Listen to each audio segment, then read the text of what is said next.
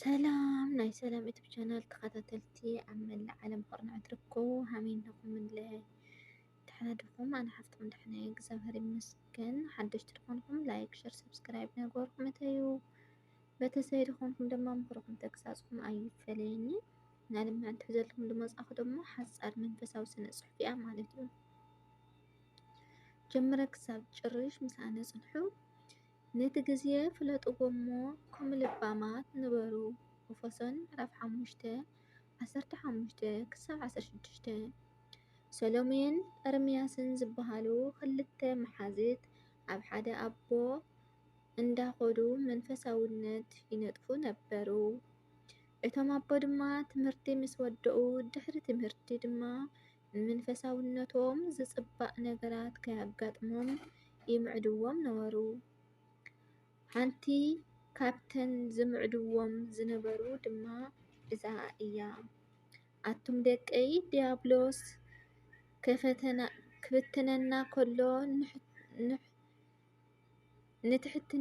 ንትሕተና ዘለዉ ሰባት ዘይኮነስ ንልዕለና ዘሎ እዩ ዘርእየና። ካብቲ ብዙሕ ብውሑድ ኣብ ኩልና ዝርአ ነገር እንተሃልዩ ነቲ ዘለና ጸጋ ረሲዕና ናብ ካልእ ሰብ እንዳጠመትና በዓ ኣነስ ምስ መን እየ ክጽብጸብ ብጣዕሚ ሕማቕ ሰብ እየ ንብል። ስለዚ ኢና ከዓ ደቂ ሰባት ንመንገዲ ዓወት ኣማዕድና እንዳረአና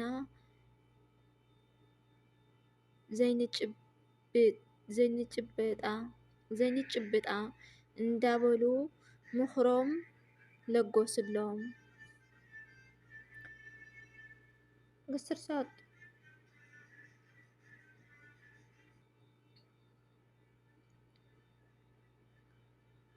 ሰሎሜ ድማ እስዕብ ኣብሉ እሞ ልዕለና ዘለዉ እንተዘይጠመትና ደኣ ከመይ ገይርና ኣብ መንፈሳውነትና ክንምዕብል ክትብል ተወከሰቶም። እቶም ኣቦ ድማ ጽቡቕ ኣለኺ ሰሎሜ ጓለይ እስኪ ክሓተኩም ንኽልተኹም በኣኻ ክጅምር እስኪ ኣብዚ መንፈሳውነት ምህላውኪ ትሕጐሱ ዶ? ግደፍዮ እሞ እቲ መዝሙር ስነ ጽሑፍ ተቕርብዮ። እግዚኣብሔር ኣምላክ ሓርዩ ኣብዛ ናይ ህይወት ቦታ ኣምጺኡ ቃሉ ስለ ዝመገበኪ ጥራይ ኣመስግንከይ ትፈልጥ ዶ? ስለ እተን ብኣምልኾ ንዋይ ተታሊለን ንገንዘብ ክብላ ጉልባባን ቀልዐን ዝሓድራ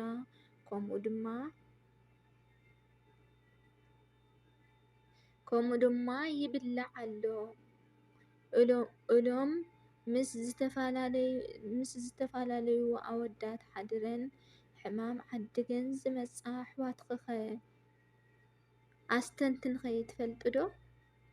ከምኡ'ውን ኤርምያስ ወደይ ስለቶም ብዛ ጊዜያዊት ዓለም ተታሊሎም ጸጉሮም ዘይተደለየ ሕብሪ ለኽዮም ኣደዳ ሓሽሽን ኣልኮላዊ መስተ እንዳሰተዩ ኣይነብሶም ኣይስድሮኦም ዝኾኑ ኣሕዋትኻ ኸ ሓሲብካ ትፈልጥ ዶ?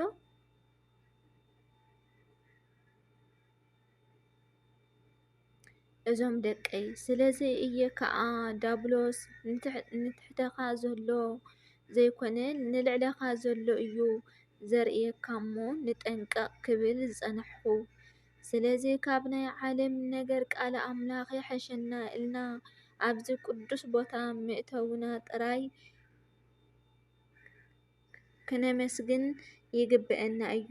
ምኽንያቱ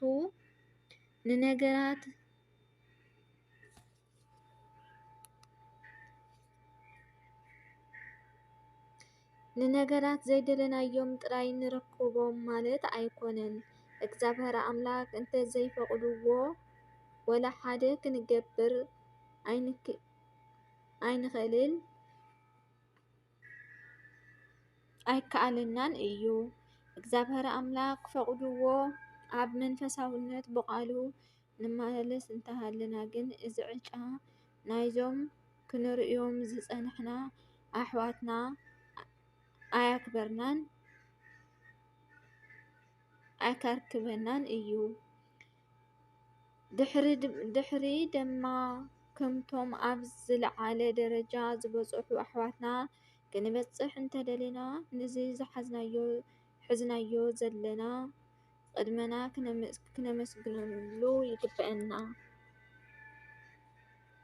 ምኽንያቱ ዲያብሎስ በቲ ዘለና ጸጋ መንፈሳውነት ኣዕቢና ኣብ ዝለዓለ ደረጃ ንከይንበጽሕ ጸጋ ከምዘይብልና ገይሩ ነፍሲ ምትሓት ፈጢሩ እዩ ካብ መንፈሳውነትና ዘዘንብለና እንዳበሉ ንሰሎሜን ንኤርምያስን ካብ ልቦም መዓድዎም።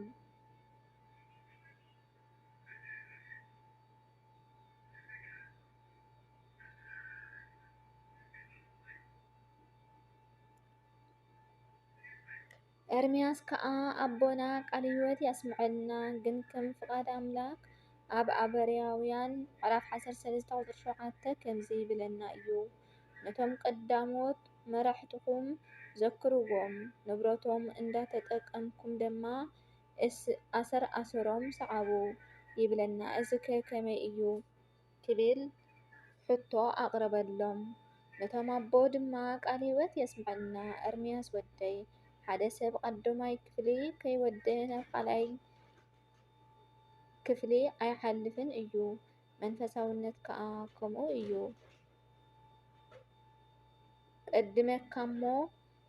ቀድምካሞ ዘማራይ ትኸውን ድሕሪ ከዓ መዝሙር ትሕትም። ንሕና ደቂ ሰባት ግና ትክ ኢልና ነቲ ዝለዓለ ኢና ንጥምት። ስለዚ ድማ እየ ቀድምና ሒዝናዮ ዘለና ትሕትና ዘሎን ንጥምት ክብል ዝጸንሕኩ ክብሉ መለሱሉ። ኣሕዋተይ እሞ ኣነን ንስኻትኩም ከ ነዚ ብዝተፈላለየ ካህናት ኣቦታት ዲያቆናት ኣሕዋትና ከምኡ ድማ መምህራን ኣሕዋትና ብዝተፈላለየ ማስመድያ ንረክቦ ዘለና ዕድል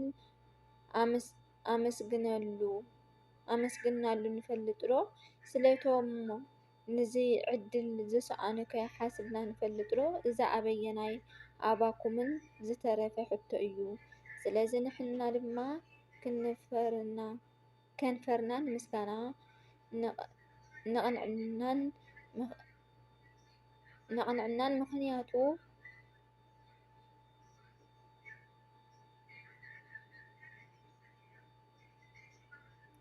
ምኽንያቱ መዓልቲ መጸ ስጋና ዝኣዘዘትና ክንገብረላ ንኩዕል ከለና ከምኡ ድማ ነታ ህያው ነብስና ኣመት ንግበረላ።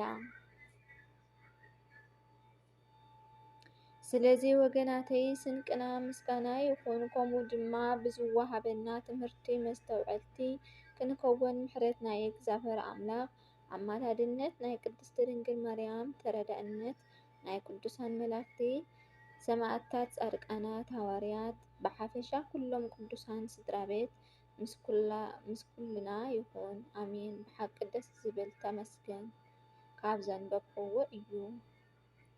ብሓቂ ካብ መጠን ንላዕሊ ደስ ዝብል ትምህርቲ እዩ።